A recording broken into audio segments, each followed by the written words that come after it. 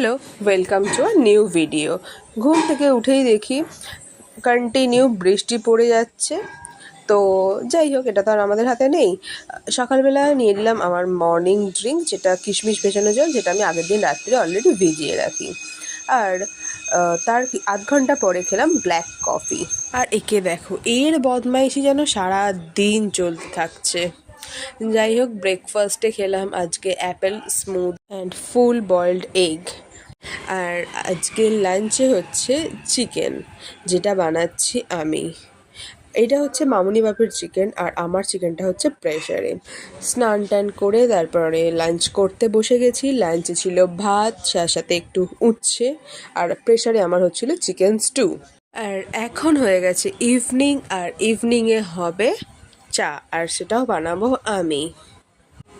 আমি চা বানিয়ে নিয়েছি, এদিকে চা রেডি করাও হয়ে গেছে। চলো খাওয়া যাক। আজকের ডিনারটাও ছিল খুবই সিম্পল, একটা রুটি আর এক বাটি চিকেন স্টু।